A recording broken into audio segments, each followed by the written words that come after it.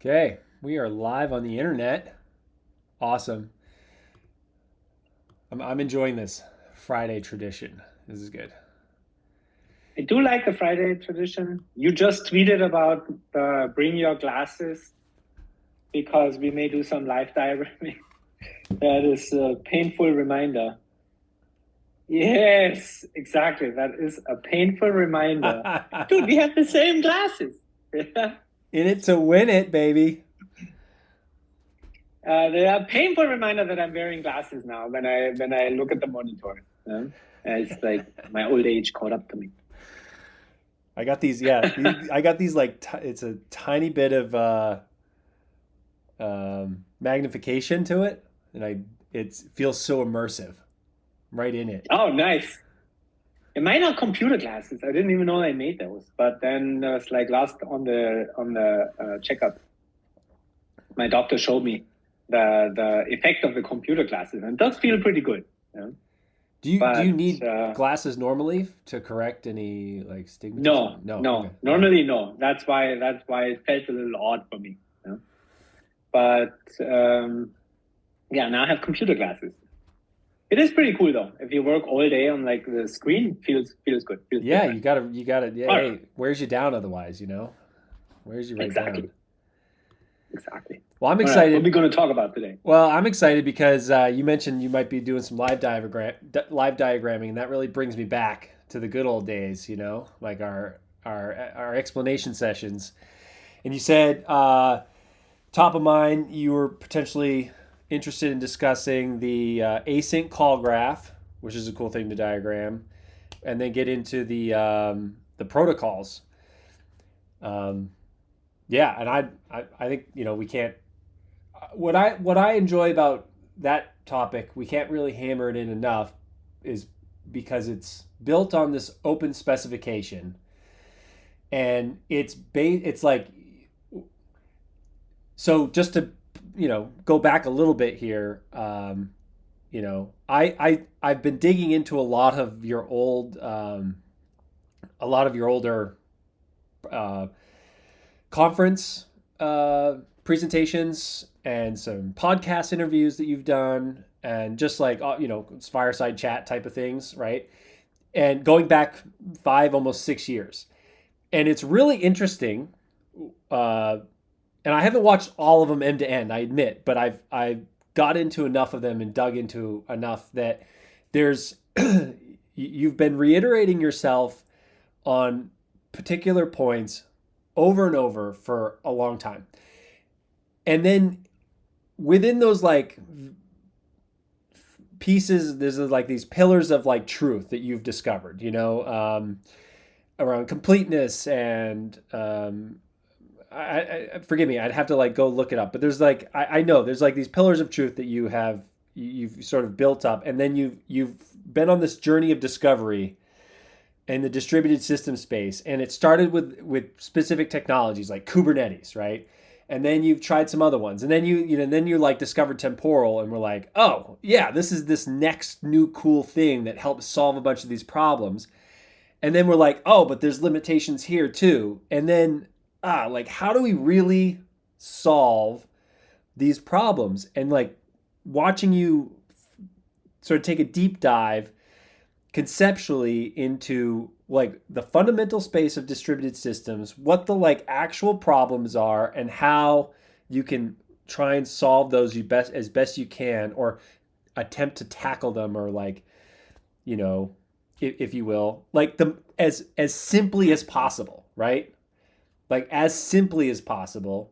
And I Yes. think that what's interesting is I now I feel like we're at a place where you're you're feeling pretty good about this next level of that you've reached with these protocols, with the durable promise specification and this invoke and resume and the protocols that exist there.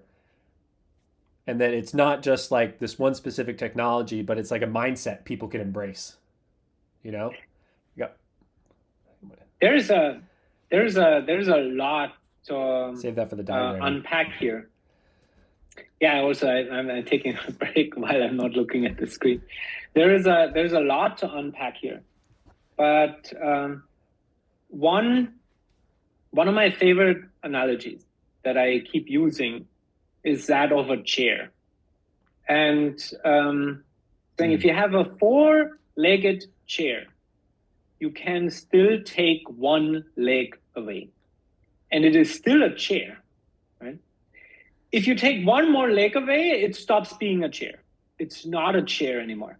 But the minimal version of the concept of a chair is one with three legs. In fact, I believe zooming in, physics tells us that even with a four-legged chair, at any point in time, only three legs touch the ground. So even if you can feel it, like in theory, it always wobbles, right? But a three-legged chair does not wobble. So one step further is reducing something to its essence. None of the legs actually touch the ground, right? In physics, but we won't go that far. We won't go that far. That's why you now took it one step too far. now the analogy doesn't work anymore. But I think there may be truth to that. Let's just say it like that. So but yeah, I got you right. Yeah, three legs. But three legs. So you got it down to the essence of what a chair is, and I am looking for the essence in distributed systems, especially distributed system development. What is the essence of distributed system development? And there is this quote that is almost overused, so I don't use it very often. But it's this quote that says, make everything as simple as possible, but not simpler. And what I am very keen about is this idea of irreducibility, where you cannot go beyond. And that for me is this, do not make it simpler. And for example, concurrency is irreducible. It doesn't go away. They are concurrent. And you cannot pretend that a concurrent system is a sequential system. Then it loses the qualities of concurrency that you're looking for. Distributed systems. You cannot pretend, you cannot come up with a programming model that pretends that a distributed system is not a distributed system. Distribution is irreducible. If you go as far as to pretend that a distributed system is not a distributed system, you lose the qualities of a distributed system, namely scalability and reliability. So now we need to find a minimal programming model, one with three legs, a minimal programming model that still acknowledges the fact that a concurrent and distributed system is a concurrent and distributed system, but still presents you a delightful developer experience, right? Where the complexity that we can take care of in the runtime is being taken care of in the runtime, but that we are not going too far, right? Where we try to present you a programming model that neglect or rejects the fact that a distributed system is a distributed system. So, and with that, where did we end up with? If you look at distributed async await, there is very little to no new concept in distributed async await. So you could argue on some level, you can argue, Resonate, what the hell are you guys doing? There's not one innovation in there. Why would you say that? Well, because async await or distributed async await, like async await, is based on functions and promises. Functions have been around since the 1960s. In 1960, when McCarthy's paper introduced the concept of recursive functions. Promises have been around since the 1970s.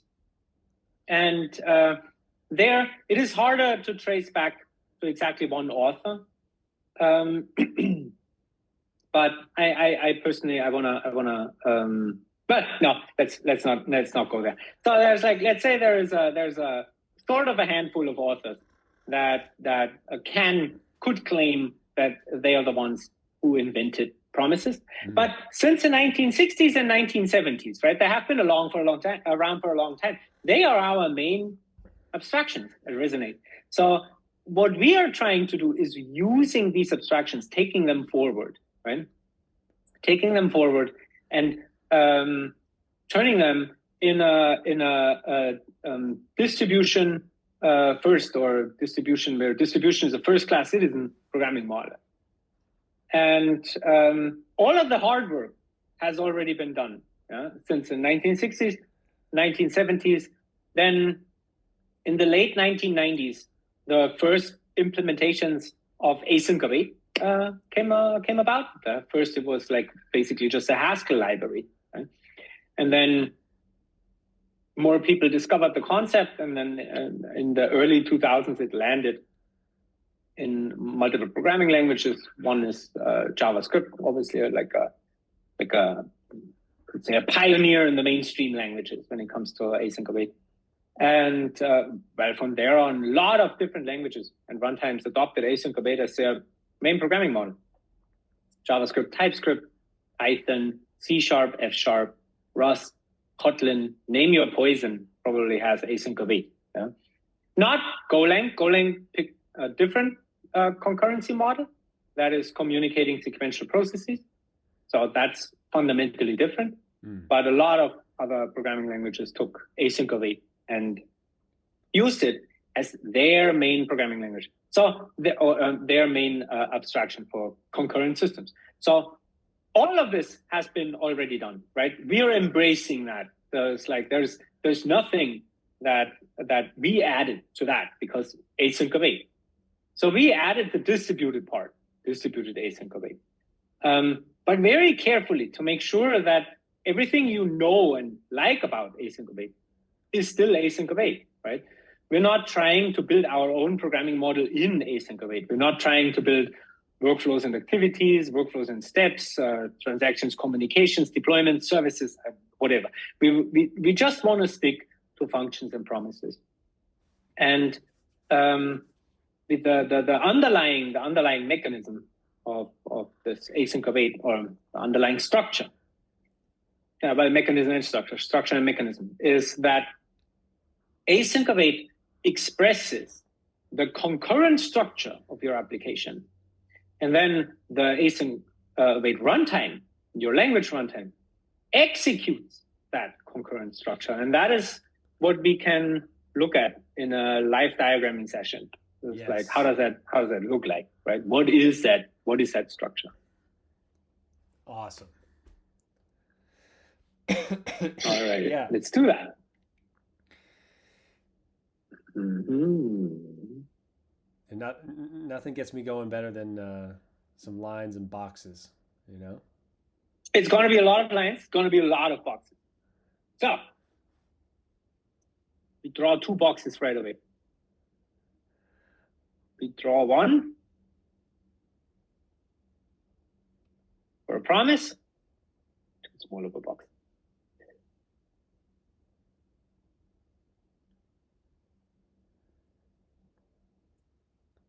One for a function execution, so a running function. Yeah? Mm-hmm, mm-hmm. The first thing is that they come as a pair, right? There's always a promise and function execution pair. So when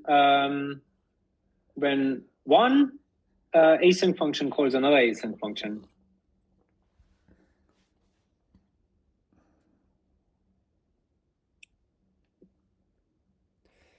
is it too early to simplify it as just an execution, or?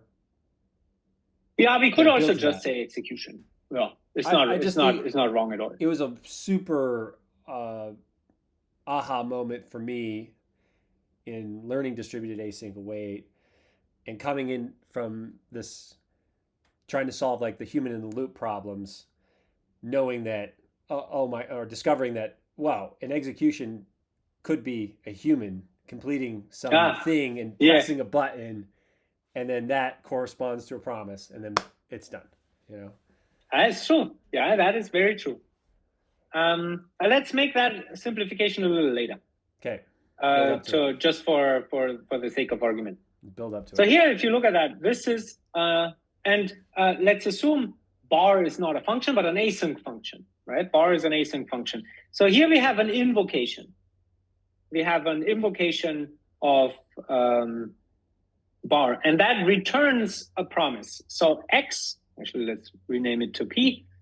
P has a reference to a promise. So now you can think of a promise in two different ways. You can think of it as a value that will eventually be available, right? Or you can think of it as a representation of that execution, right? So this is an invocation, right? And that invocation yields a promise. It's very important. There are really only two relationships in async await. First one is an invocation yields a promise. So let's argue that this one here represents who? Yeah. So this one is currently running. Yeah. Then we said the invocation.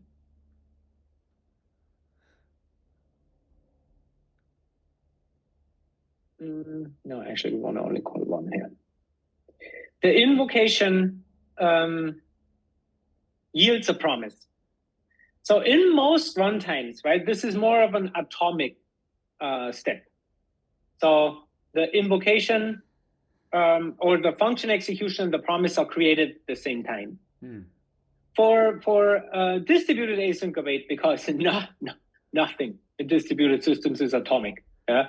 So it's like one atomic step is already three steps. Joking, obviously, but it's like nothing in distributed systems ever atomic. So then you have a chicken egg problem. What was created first? The promise or the execution? Because of the implementation of our programming model and the central role of the promise, it is a beneficial mental model to think that the promise is created first, and then the fact that the promise is created, that spawns the execution. So now we have that the other function execution here, right? And that function execution is bar.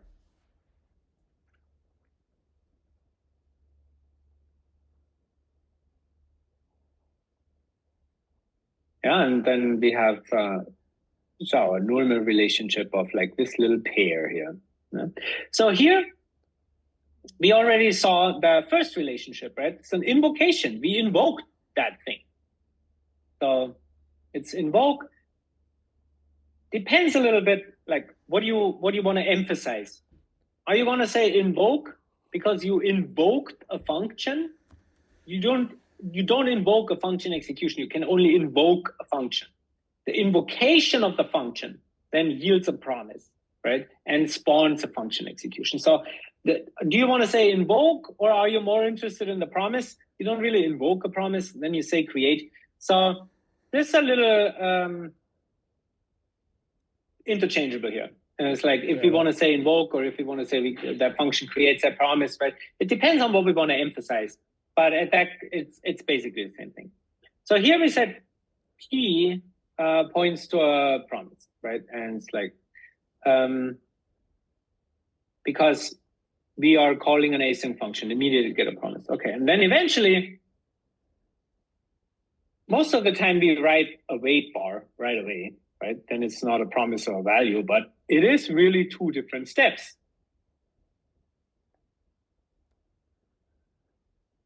When we want the value, we await the promise. So this creates a second relationship, right? And that is the await relationship. Now we're awaiting something. Now we can maybe draw this like that.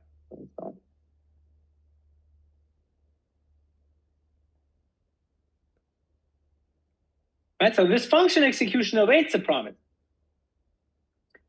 But believe it or not, that is the entire structure of the async call graph. That's it. right? That's the entire structure. That's the world. That's the world of async. So we have a bipartite graph, promises and executions, or promises and function executions, right?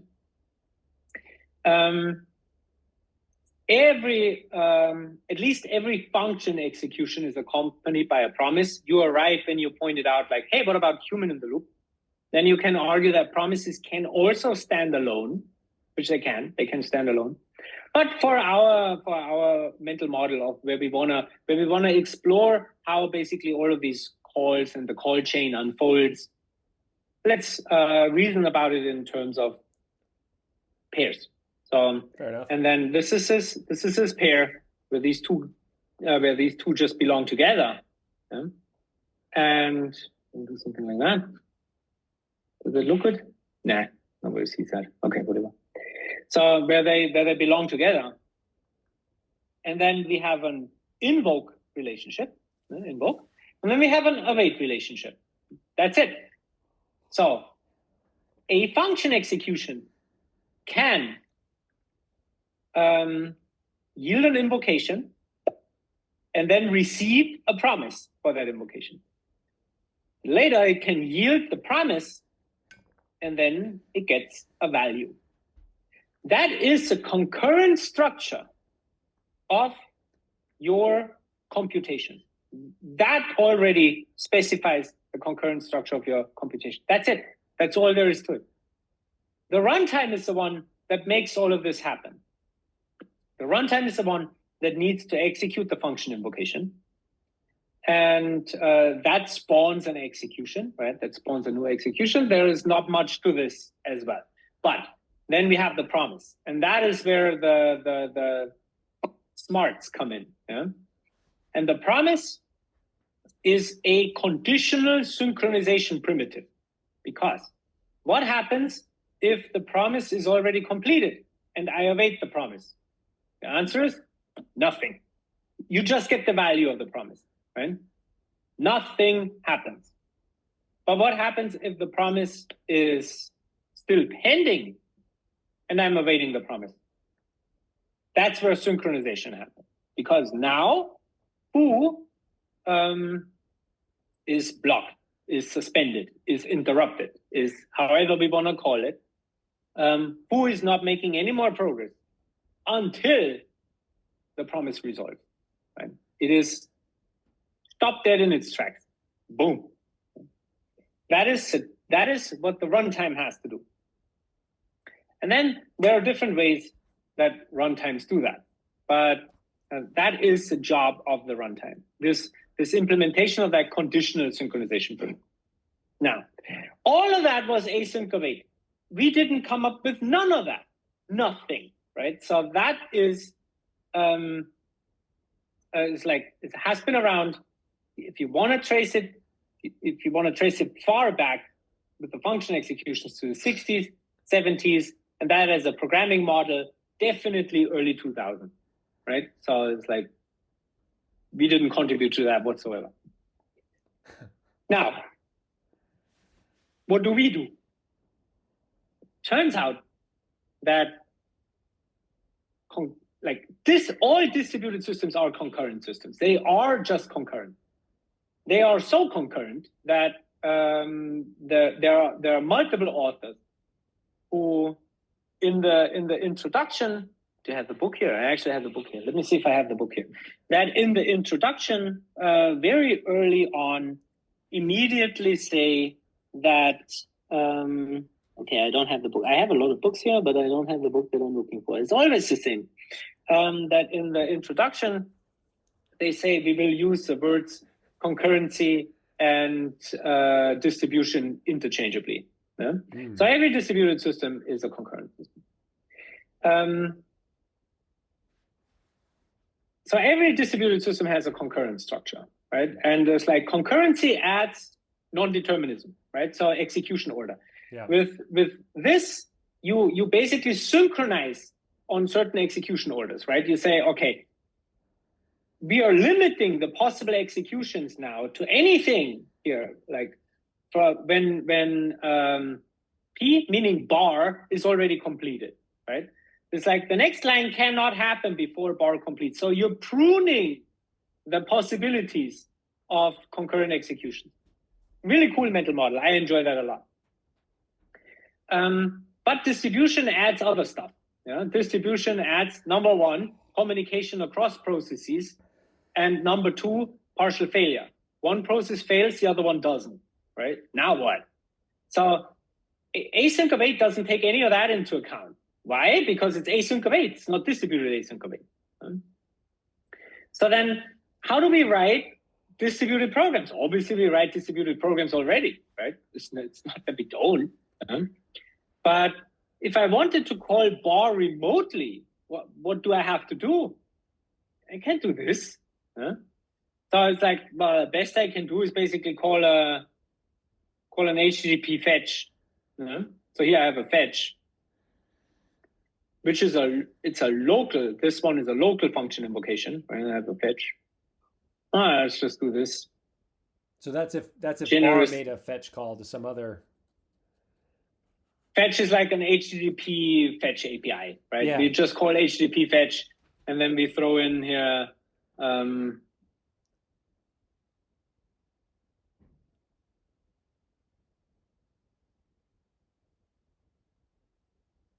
Throw in a sample work bar. So fetch.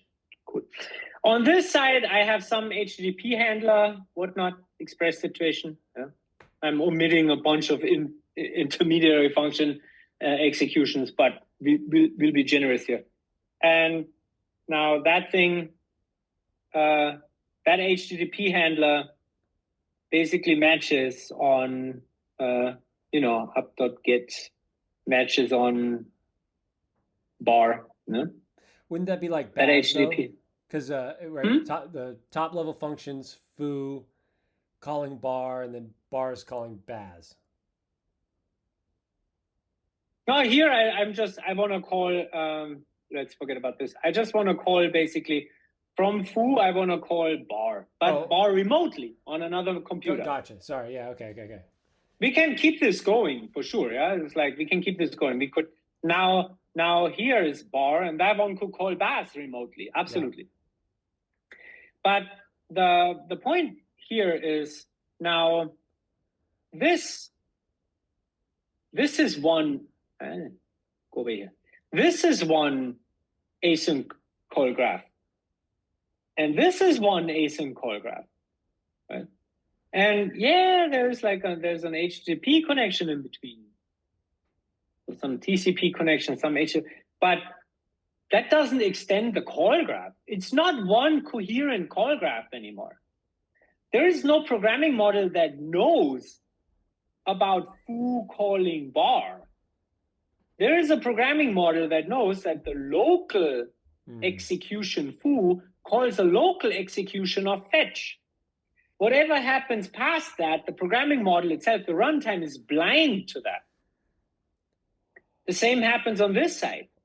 This runtime, this Node.js runtime, is aware that there's some function execution of an HTTP handler that locally invoked and await the function execution bar. But this connection is not managed by a runtime, right?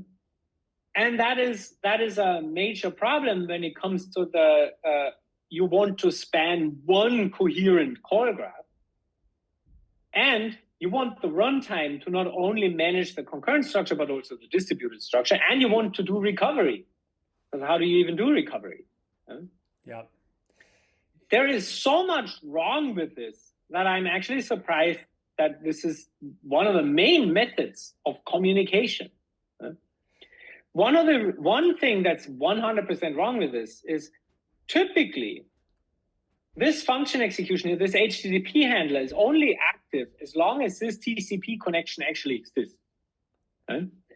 So if this executes for an hour, this TCP connection needs to be open for an hour, right? Meaning that this thing needs to be up there for at least an hour. So you're forcing the lifetime of the caller onto the of the callee onto the caller. Right? You're really forcing lifetimes, which is for me absolute astounding that we all gravitated around that. But I also only realized that in hindsight. All right. So when I started with microservice service-oriented architecture and HTTP calls, I thought it was the best thing since sliced bread, because of course I did. Everybody did. Yeah. Well, and it's probably worth calling out, right? The number of creative ways folks have gone about trying to establish a more coherent, like quote unquote call graph, in what you're painting as a call graph, right? But much more coherent way of having a distributed application because of that very simple relationship, right? That because it's not a first class citizen, right? Then they're like, it's constantly like, oh, well, let's save something to a database, have something else saved, pulled from the database, or let's have like something get added to a queue and then something that consumes it. Like all these creative methods to try and solve for this kind of problem. Yeah. Generally RPC, right? So it's like, okay, yeah. Maybe people leaning back in their chair and say, all right, he's talking a lot about RPC. It's true to a certain degree. But if you look at most of the RPCs, they're synchronous. Right? It's a request response driven model, RPC. It has the same problem, forces the lifetime, right? It very tightly couples. It's request response, and you can't couple any tighter. You know? Yeah. It's basically gluing two things together. So you're having the same problem. Anyways, what did we do? Resonate. That's the one thing we add. One thing, all right? Everything else was already laid out, presented on a silver platter. We added one thing. And that's basically where we say, go away with that. All of that. And we said, okay, so that runs. I'm not going to make this red. Blue? Why not? Okay. So this is one process, right? One runtime, one Node.js runtime. And this is one process. Right? What we did is we make this a first-class citizen across processes, right? So now you once again have the async await call graph, or the async call graph, not await, async call graph.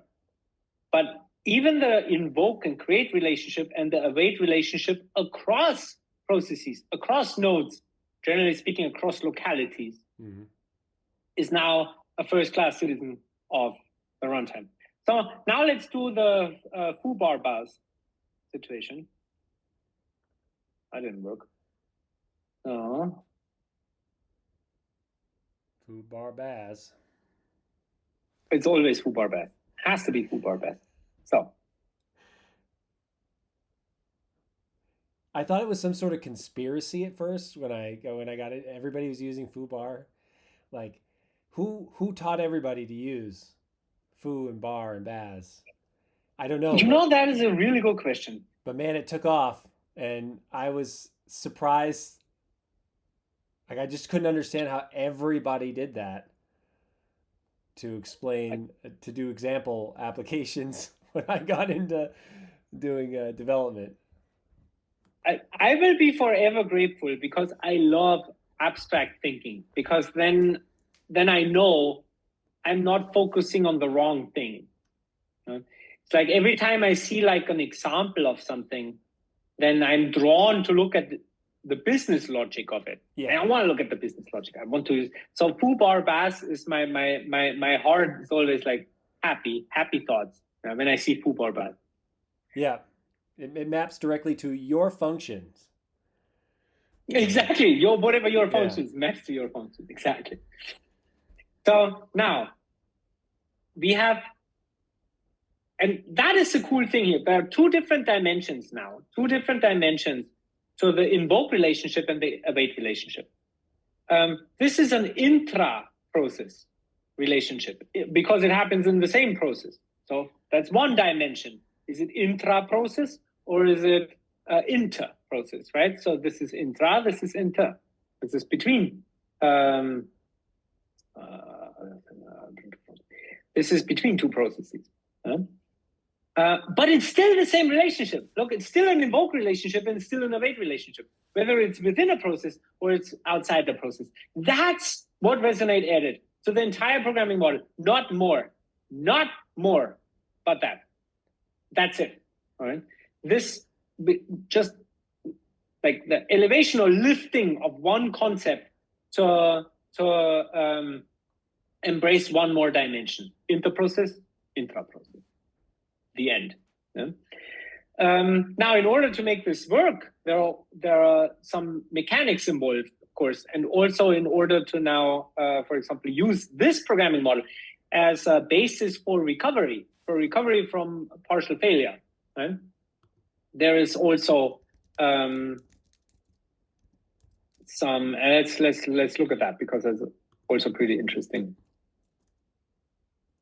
Oh man, what comes before foo? Main. Nice. We just do main. That was a cop out, but why not? Let's roll with it.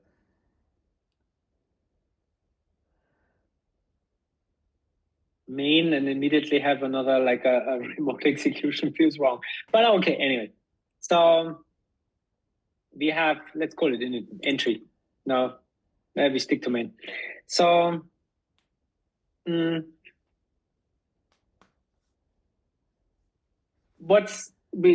extended the concept by one more concept, and that is durability, right?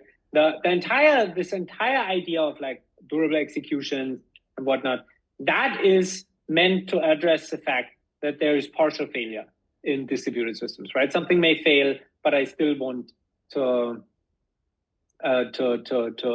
execute to completion, right?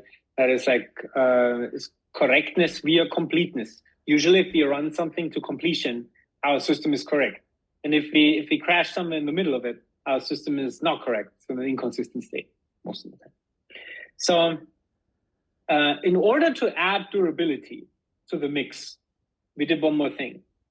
And that is also super interesting if you ask me. So we gave promises an ID, a unique ID, right?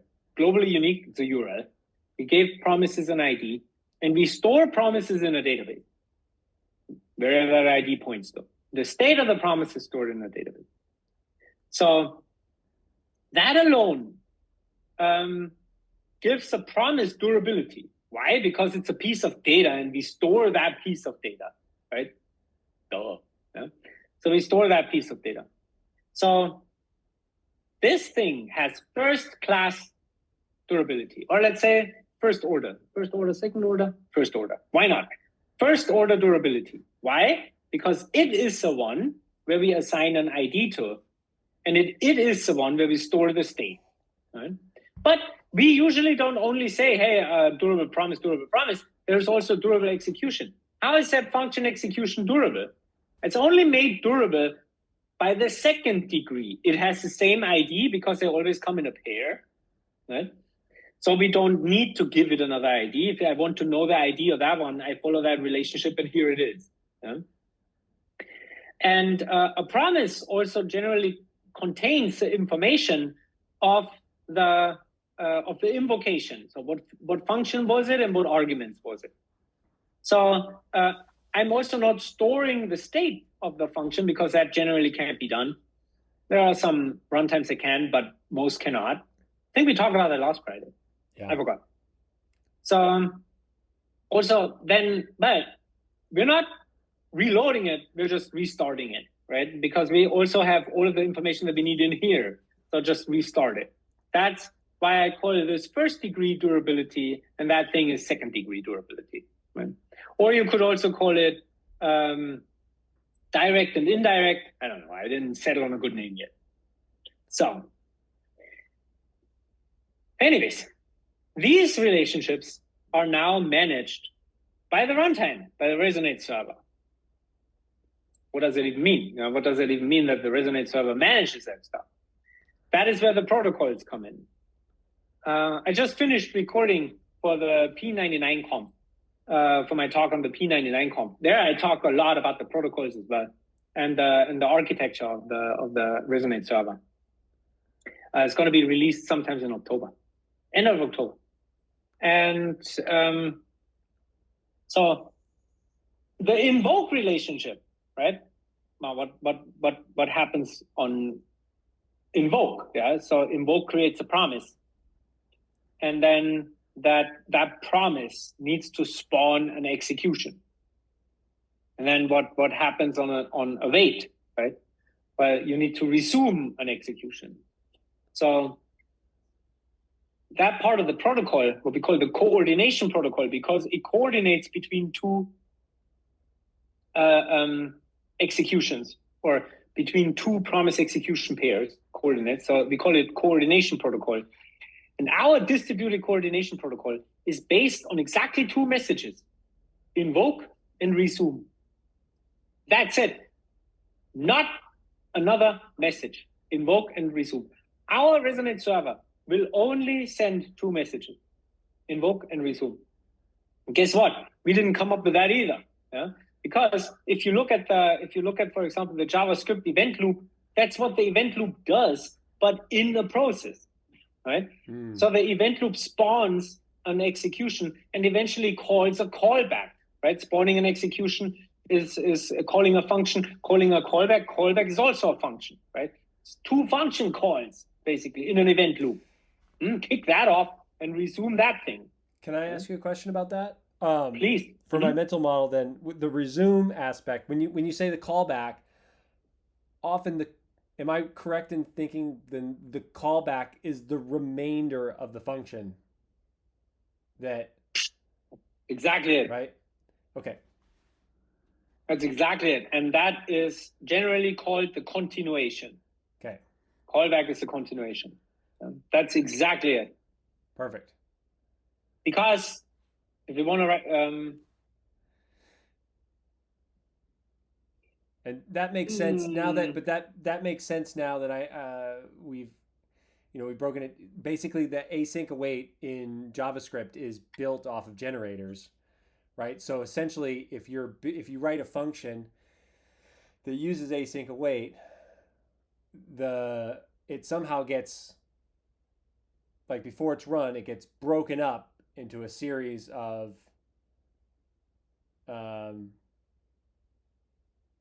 either yield, or it would be basically generator functions, right? So that maybe I'm so getting too deep in there, async await has coroutine semantics. Coroutines and generators is often used synonymously. How a runtime actually implements that is completely up to the runtime. So there are different ways of doing that. For example, state machine translation, C# does that, Rust does that. In Python, it is based on generators. I believe await in Python is actually just syntactic sugar on yield from. Okay. So it's 100% based on generators. In JavaScript, I actually don't know what the main. I mean, every runtime is free to implement it however it wants, as long as it catches the semantic correctly. But I don't know what the main the main like state of the art, what the state of the art is there. But so conceptually, then you want to think about callbacks, and that is how we used to write JavaScript. You can think of something like that, right? So you can think that this is transformed into that. Got it. Yeah. And that is that callback. And this is a continuation, just like here. Interesting. Yeah, that's a continuation. Now, you can get super fancy. You can combine that with, for example, generators, so that the callback doesn't immediately execute the continuation, but the callback then advances the generator or the coroutine by one step. So the coroutine itself always represents the continuation. I much prefer reading the code on the left-hand side, though, if I'm honest. Yes, it's much easier. It's much easier to reason about because it's just step one, step two, step three. Yeah. But this is its execution model. Yeah. Now, but the important part is the dot then. Whatever the dot then here calls doesn't really matter. That's part of the runtime. But the important part is the dot then, which basically transforms synchronous looking code into event or procedure-based code into event-based code. There's an event. That event is the promise is being completed, and therefore do something. And that the event loop is absolutely genius. And once again, we didn't come up with it. All right. So it's like we only use the concept of the event loop. Now, again, the only thing that we did is, well, if you are like local in a process, you have the luxury to just call a function, right? Duh, that's what we do. Right? Give me a function pointer and I invoke it at one point. So function pointer, it's eventually invoked. Awesome. Well, we don't have that luxury in distributed systems, right? Because I cannot just call a function pointer. What does it even mean? So every single time when you call a function in a non-distributed system, you basically have to send a message in a distributed system, right? And there is a principle that's called defunctionalization, where you basically have a fixed vocabulary. It's not arbitrary function invocations. You have a fixed vocabulary. And our fixed vocabulary is invoke and resume. So we send an invoke message to the one process and get a resume message to the other. That's it. 2 messages is all we need for distributed coordination. That still blows my mind, by the way. That is just 2 messages. And once again, the 3-legged chair. You cannot take one of these messages away. Then it's not a chair anymore. You can't take invoke away, then it's not an event loop anymore. You can't take resume away, then it's not an event loop anymore. But you don't need to add anything more. You don't need a 4th leg, right? So 2 messages. That's it. End of story. So our server implements 2 messages. It's funny because if you take that analogy, right, what the world has done, and it's not like this always happens, right, in evolution or the progress of trying new things and being creative.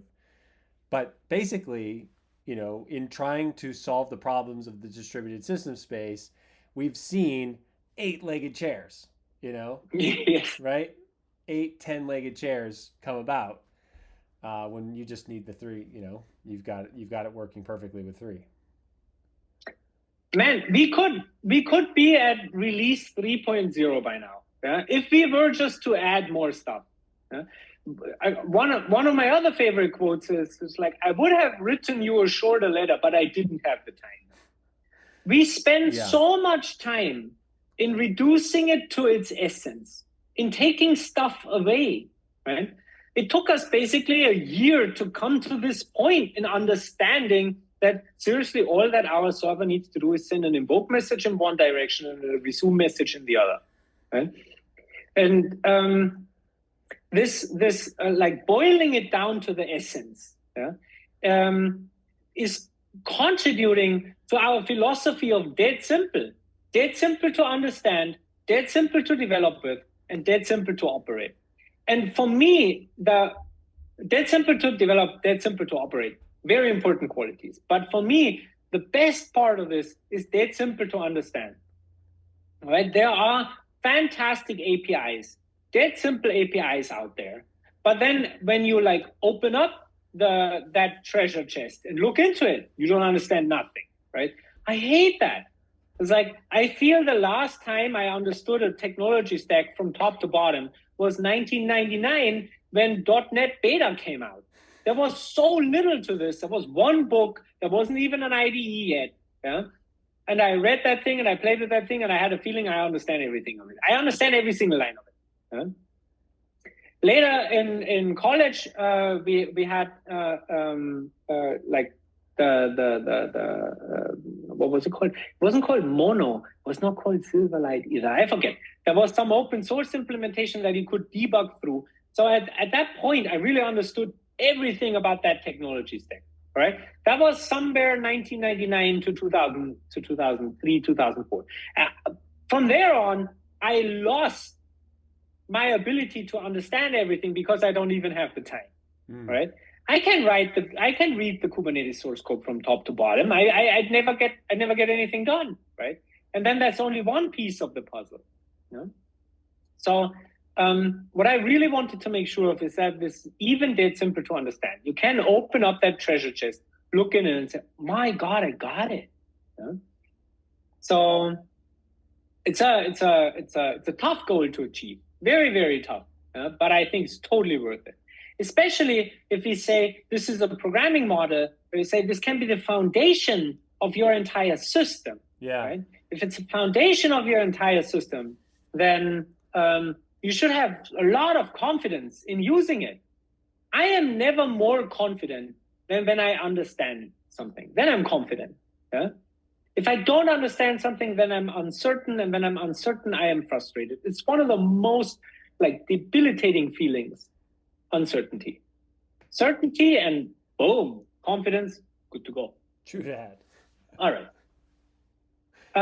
Okay, that's if you have 10 more minutes, let's look at one more aspect of this, and that is we layer two protocols on top of each other. Yeah? We have the coordination protocol that basically just coordinates between these two guys across machines. Coordinates between these two guys across machines. What happens to a partial failure though? So, in the non-distributed world, in the non-distributed async await world, if this part in the middle crashes, this one also crashes or goes away because it has these lifetimes on the connections. Right? There's a TCP connection that's not active anymore. So that's not great. And then it is up to this guy to restart that guy and then to restart that guy, right? Because the caller is always the supervisor of the callee. Guess what? You can only kick the can down the road so far. You can only kick the can down to main, right? What if main crashes? A, the entire thing goes away, and B, who is restarting that thing? There's no supervisor, right? Main just went haywire. So the other thing that we implement is a distributed recovery protocol. So this is one of my favorite features. It's super cool. When that thing goes away, almost had it all. So, when that thing goes away,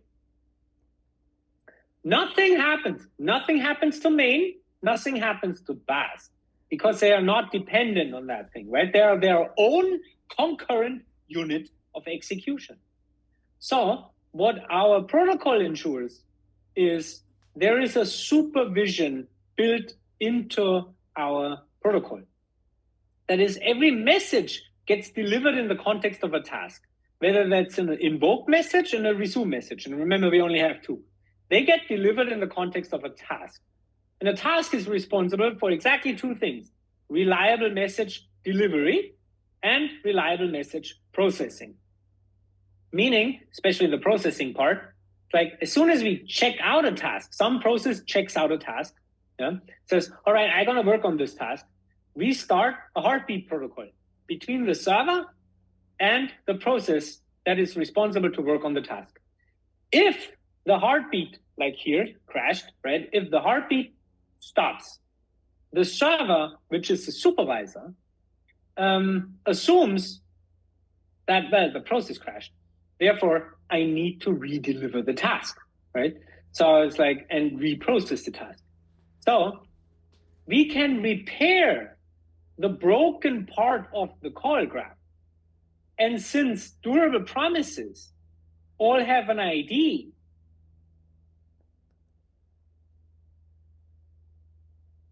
they can be durable in the middle too. Since durable promises all have an ID, right? These relationships, they're not dependent on ephemeral resources like a TCP connection, right? These relationships are formed based on the identifier. Therefore, we don't even have to do anything. The async call graph repairs itself, right? Because as soon as that promise is completed, right, then the callback is invoked, meaning we are sending a resume message to this guy. Right? So this part of the call graph is non-divisor. It doesn't even know that it was crashed and restarted, or that a different part of the call graph crashed and restarted. Right? It doesn't have a supervision functionality anymore. It just said, wake me up when there is a value. That's it. And these are the two protocols that we layer on top of each other. One sends an invoke and a resume, and the other one delivers a task, and the process claims the task, heartbeat, complete the task, the end. Two absolutely minimal protocols that in combination allow us to develop a distributed event loop that is based on a minimal set of primitives, right? Mm-hmm. To implement a minimal programming model that is based on promises and function execution. It's great. It really builds on what we were talking about last week, which is the restart into resume dynamic there, where you actually get into the details of how you can restart that entire process that crashed, restart it, and rebuild it, effectively resuming it, I should say, by using the promises, right? Like what's resolved, what's existing, like what's already resolved, so you can skip steps and you don't have to restart steps that have already been done, and effectively replaying and then getting to a place where you're resuming, which is pretty exactly cool. Yeah, exactly. So this, don't know when I chose that one, but okay. This guy here is a root promise. This guy here is a root promise. This guy here is a root promise. Root, why? Because it's the entry point in the context of a process.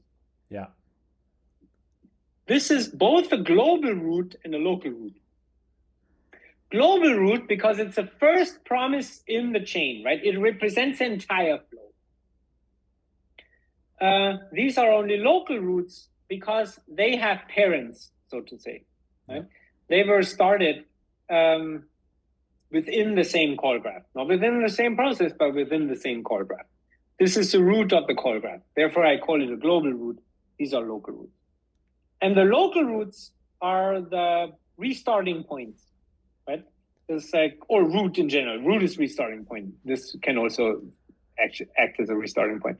So it's a restarting point. If this process crashes and takes this subset of the async call graph with it, we're not restarting here. We're restarting here. That's the first one in the process. So we're starting here. Same thing is over there. However, as you said, if this one is already done, this promise is already after restarting, right? So we restart because this crashed, but then we see that this promise is already done, for example, right? So could be another promise, but like this promise is already done. Killed it one too early because we need the promise. But this promise is already done, right? We're just returning the value because the promise is a durable promise. We stored it in the database, so we don't have to execute it again. It's awesome. And it just solves so it many. Is really. Yeah, it addresses so many aspects that people are constantly creatively making complexity to try and solve their way out of, right? For example, the databases, the timers, the queues, none of it goes away, right? It doesn't go away, but we are not elevating it to the application level. It's not part of your programming model, mm-hmm. right? Invoke, create, await can be implemented on top of message queues, and for large scale systems probably will. Message queues have fantastic operational properties, right? So choose a message queue of your choosing, yeah? Or I mean, it's like choose your poison. Yeah? Do you want AWS, SQS, Azure queues? Do you want to host something yourself, like for example, Nuts, right? The point is that the relationships in the programming model and whatever you use in order to implement it, they're completely decoupled, right? Mm-hmm. And that we learned that from the async call graph. Is this programming model is so incredibly smart, yeah? Because the only thing it does is it expresses. I hate to use the word declarative because for me it's completely overused. But it's very declarative. Yeah, it expresses the concurrent structure and says nothing about how to actually implement that, how to organize. It only yields an invocation and therefore receives a promise, and later yields a promise and therefore receives a value. That is the dependencies that the call graph forms. The end. Yeah? And then you can totally implement that programming model on top of, for example, distributed message queues, right? And the Resonate server, the out of the box gives you HTTP calls, right? But the transport is pluggable, it's plugins. So therefore, message queues. Yeah? And if you want to use it, for example, in combination with AWS Lambda, then yes, message queues, AWS SQS. Well, I mean, Lambda also had HTTP, but SQS, good choice here. Yeah. And so you separate the implementation from the specification of the programming model, right? And and then you standardize on the primitives and on the messages around it. A promise is a conditional synchronization primitive, right? So, and now you standardize on that synchronization primitive, saying if you await it, you sleep until I have a value. The end. Yeah? Now you create two messages.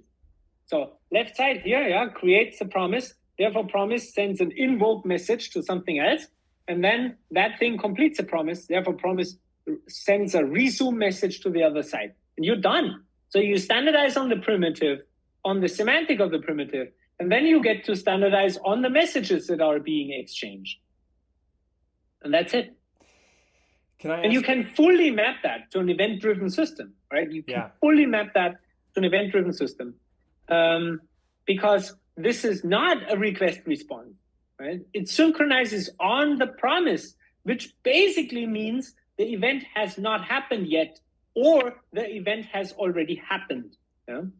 So, and that's why I love to say that it's a sequential-looking programming model because this looks sequential AF. Yeah? So it's a procedure-based programming model on an event-driven execution product. No long-lived TCP connections, boom, boom, boom. No, yeah. But the events are send invoke, send resume. The end. I feel like that's a whole nother discussion we can dive into, talking about event-driven architectures at this point, which I think is a good topic, and we probably should, because it's very like meaningful in the context of what you're doing there. But again, my question is like, okay, so we've got these protocols, we've got this programming model that exists with these protocols, and it solves for those problems. Every application is a distributed application now. It's just to what degree it's distributed. And there's a lot of different types of distributed applications out there handling a large variety of use cases. Not just across like you've got your traditional like consumer-based applications that are like you're on the web shopping, right? Or you're playing you're maybe doing some low latency game or something like that, or latency is not a concern type of game. But I guess my point is you get into these very specific domain areas where there's a lot of distribution, there's a lot of partitioning in place to handle large scale. What are the edges of this programming model and these protocols like in the space? Have you thought of those yet? Like, are there places where you like really wouldn't want to consider using this fundamentally, like to build off of? Mm. There are so one comes to mind immediately, and that is so promises have the semantic of a write once register. You set a value for a promise once, not twice, not three times, once. Okay. Right? Therefore, it's not ideal for streaming semantics, because if you say that a promise is a location, that location has no value and eventually has a value, the same value forever. If you say that a stream is a location, the stream can continuously change its value, right? So streaming applications are no good for promises, unless you want to stream promises, but that's cheating. Yeah. So streaming applications no good. The other one is you can ask yourself, yeah, when would I not use it? When do I not get something out of it, right?